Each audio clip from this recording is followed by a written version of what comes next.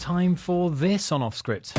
Finding your path. Talking careers on Off Script. To do that, we're welcoming back into the studio a regular guest of ours on Off Script, Zach Holtz. He runs the Happiest Teacher blog. He's a independent financial expert. And first and foremost, Zach, very nice to see you again and welcome back to the show. Thanks so much. It's great to be back.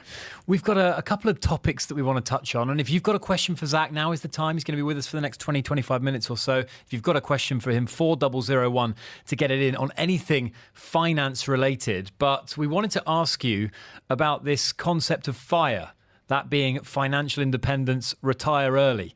Not something I've ever given too much thought to. I don't know about Sonal Rapani, but I suspect that not much thought has been given either. It's funny. I did in my 20s. I used to save a huge percentage, and then that just kind of went away. I just started spending more. But the idea behind FIRE is to essentially create a certain level of a gap between your income and spending. Can you tell us a little bit more about how it works? Yeah, that's exactly right. They call it growing the gap. So basically, FIRE has been around for about 10 years in its current form, although it's come up in various times throughout the decades. And the basic idea is to lower your expenses of your life so that you can save a large percentage of your income. And, a lot of financial advisors will say, save 10% of your income, 15% of your income. That's not enough to retire early. Basically, the way the math works out, if you're able to save 75% of your income, you can retire in 7 years if you keep your expenses the same. If you save 50% of your income, you can retire in 17 years. So if you're in your 20s, you could retire easily before you're 40 and keep the same lifestyle. Now, there's some math behind that, something called the 4% rule, which is really important. And the 4% rule says that basically, and this is kind of disputed, there is some tension about this rule, but basically, if you have saved up enough in your investments that you can live on 4% of your investments per year, you can sustain that for at least a 30-year retirement. And you never have to work again.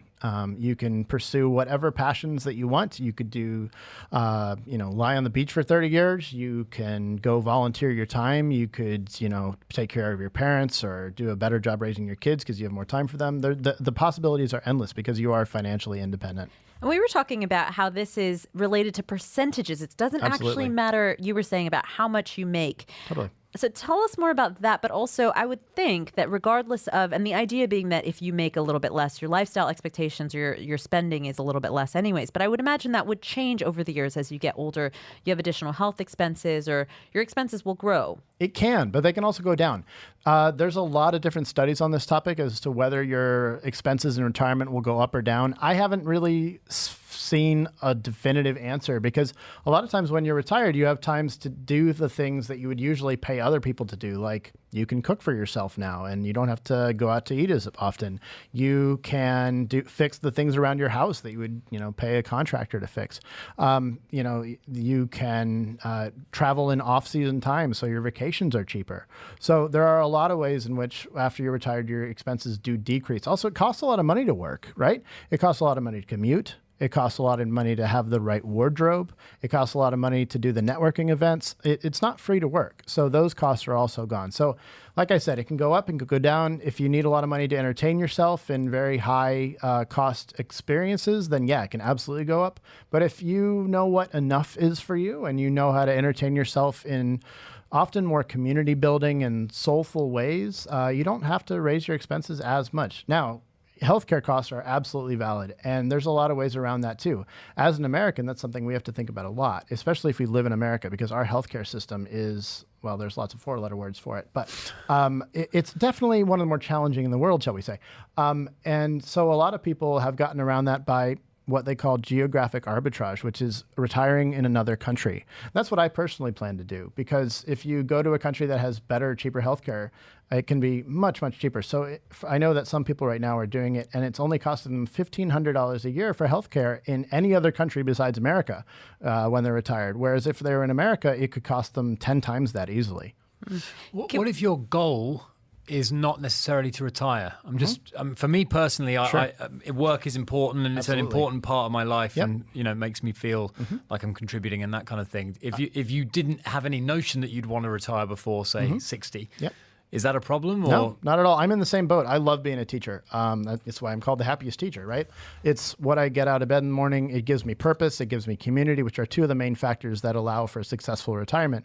So you don't have to retire. But if your job changes, say you got a new boss or you got a new coworker that wasn't as amazing as all, and you just hated going in, you would give you the freedom to change careers, right? You could not even change careers. You could stay in the same career and just go do it in a different place where the situation fits you better.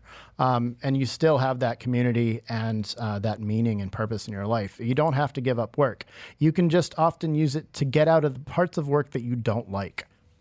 We've got a question in here, and this is ambitious, I must admit, but this person is 22 years of age, planning to retire at the age of 30. Nothing wrong with that. I wish I'd had that kind of level of foresight. But clearly you'd need to save an awful lot of your income. Yeah, and it helps if you have a high income. I have a friend of mine, Sebastian. He started the Simply FI group that I'm a board member of, and he retired at 33 here in Dubai. He was an engineer. Really? Yeah, absolutely. He's retired now. He now lives with his wife in Poland. They went back there, but he was here, retired for a while. He still helps us run the group. And he's an engineer and a consultant, and I think his wife is in a similar field. But they reduced their costs massively, and that's the big thing you have to do. So they lived in a shared villa with a bunch of other people. And I don't know if they had a car. My other friend who is FI, Steve, who's great. He doesn't have a car either, and he's got plenty of money. But it's all about reducing those fixed expenses. We're going to get to how we go about reducing those in just a few moments. One particular view. Always seek independent legal advice which considers your own personal circumstances. So, Zach, we've been talking about FIRE, the concept of financial independence that you can retire early. We've been talking about it in a bit of a conceptual way. Can we make this tangible for people? Let's say, for example, that you're making 20,000 dirhams a month. You want to retire. You mentioned there that there are options if you're saving 75% versus if you're saving 50% of your salary. How much do you actually have to put away to retire early, and what do you then do with that money? Sure, and that's not actually too far off my own situation, so I can speak to that fairly clearly. So if you want to save 75% of your income, which is tough on a 20,000 dirham salary here, you'd have to save 15,000 dirhams a month and only spend 5,000 a month. I'd argue that's almost impossible. I would say it's quite difficult, at least, because you'd have to really, really cut your housing costs to very, very minimal.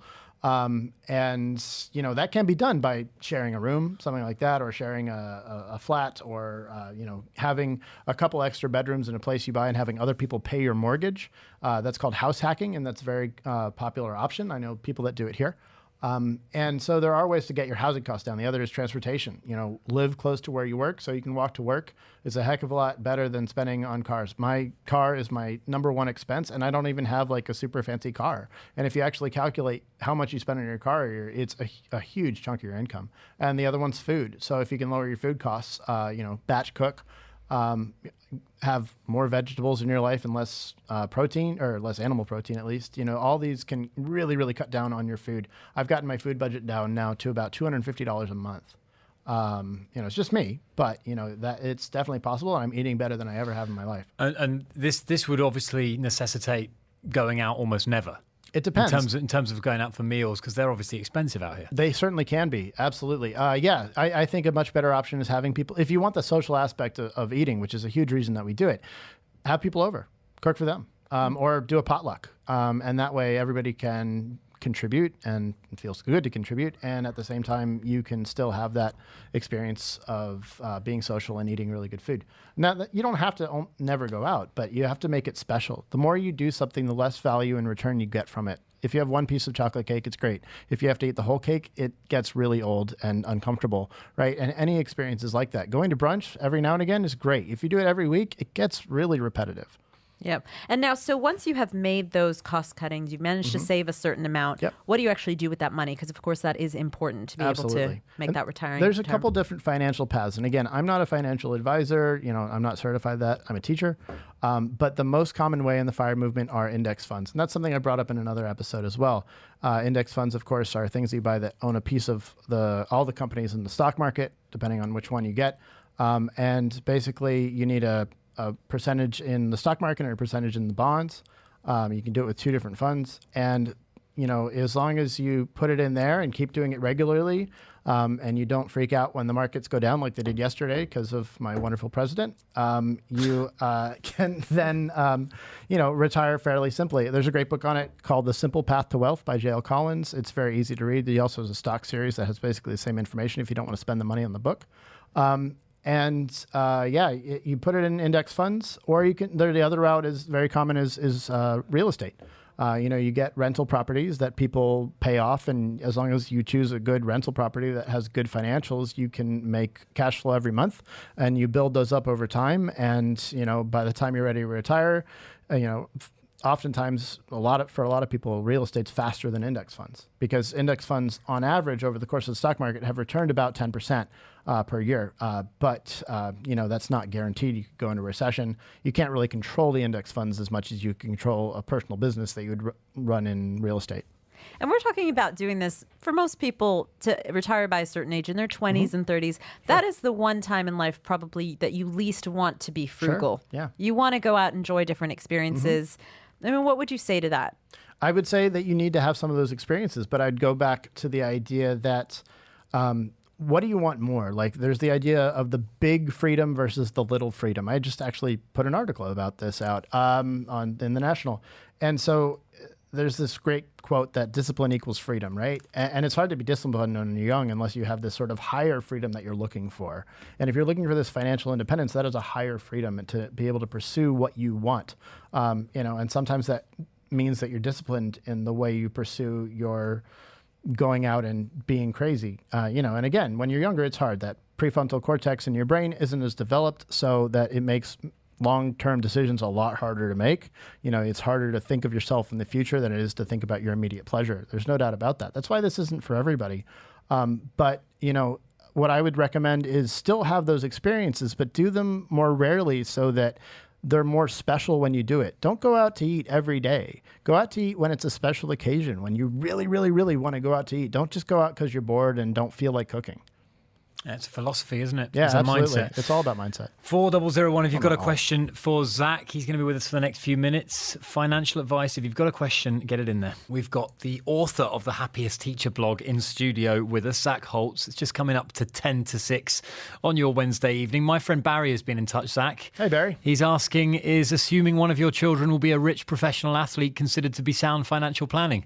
No. That would certainly be my strategy if I ever had children. I mean, exploiting your children used to work a lot better when you were on the farm, and you could have them like milk the cows and stuff, or put them in the coal mine. But these days, that the odds of that are about the same as the odds of you actually winning the lottery. I've got to say, Barry's eldest son has shown some serious promise in the world great. of golf. So Okay. you never know. It's a possibility, but the never odds know. are very low. It's a bonus ball. Yeah, It's absolutely. a bonus ball. Yeah. There we go. We have had some other questions coming in from listeners. Jay has asked, as a 31-year-old new stock bond investor, what ratio would you recommend? First of all, explain that question to Yeah, us. absolutely. So when I was talking about index funds, a lot of people do a two-bond fund. One will be the whole stock market, and then one will be the whole bond market. And I can get into what stocks and bonds are, but let's skip that for now to make this a little shorter. And so the higher your percentage of stock index funds, the more volatile, which means the higher the highs and the lower the lows that it goes. But at the same time, the greater the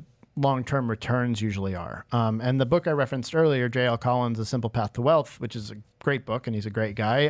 He did for most of his life 100% stocks.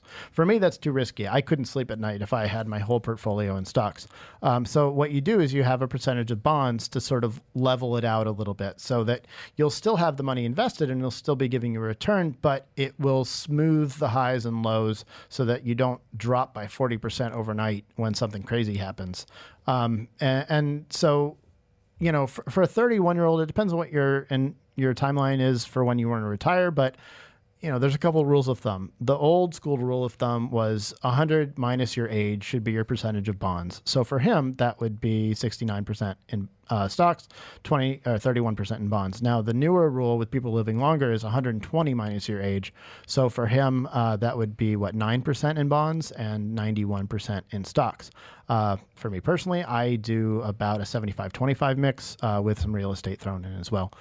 But, it just depends on what you think your risk tolerance is and how much you can see your net worth drop before you freak out and panic sell, because that's when people lose money. Right. Another question here. With the markets now turbulent and real estate stagnant, where can you park your money? Yeah, so markets have always been turbulent to an extent. There's never, and we're also in the midst of basically a 10-year bull run on the market. So, at some point there will be a downturn. It's just the natural way that money and cycles go, and you have to think of that as an opportunity to buy when prices are low, just like you'd buy bananas on sale at the grocery store. But basically, certain things you can look into are real estate in countries like America, which is something that I've looked into a lot. And foreigners can directly invest there, and you can get cash flowing rental properties. And a lot of people from outside the country do it. My friend from South Africa has several properties in the States that he's doing quite well on.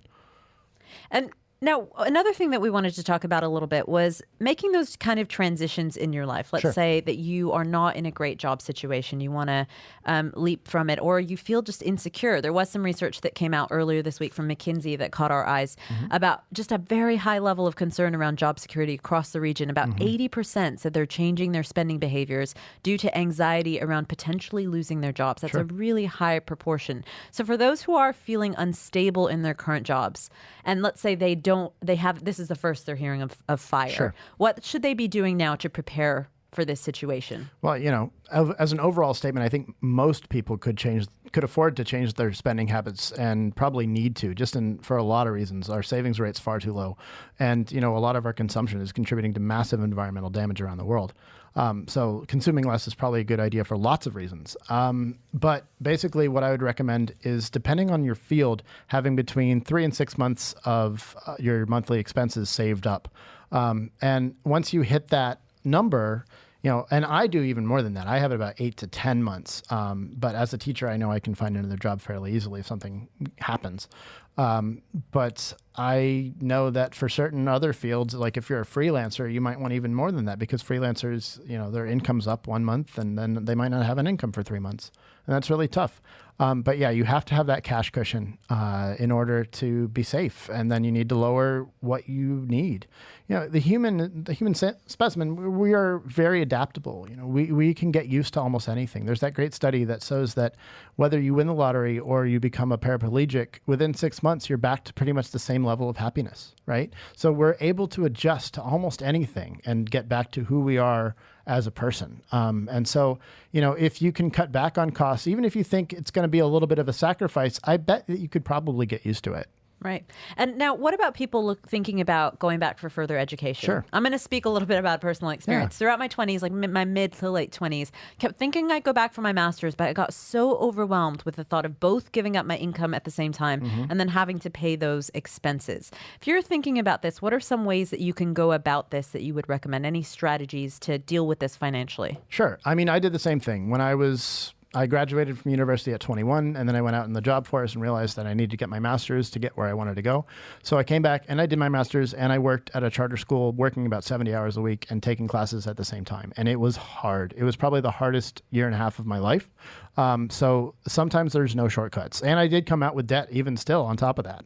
And I went and paid the debt in the next few years by doing a lot of tutoring and side hustles. So there's some people that just say, just do it. But then at the other side, there's things like becoming a TA and helping out at the school, going to school in a country where the fees are a lot lower. The United States is United States is the most expensive school for university. So don't go there, go to Germany. I just read an article that had 7 different countries, and I'm forgetting them off the top of my head, where you can go to school for free in English.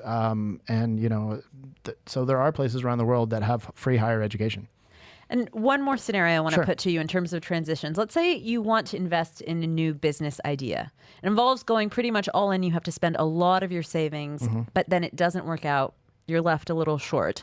What's a smart way to be able to take those kinds of business risks without putting yourself in too much of a risky situation. Yeah, there's a whole movement called the Pop-Up Business School, and it's by a guy named Alan Donegan, if you want to look him up. And basically the idea is you only put into the business when you know that it's profitable already, when you know that people will buy the product that you're selling.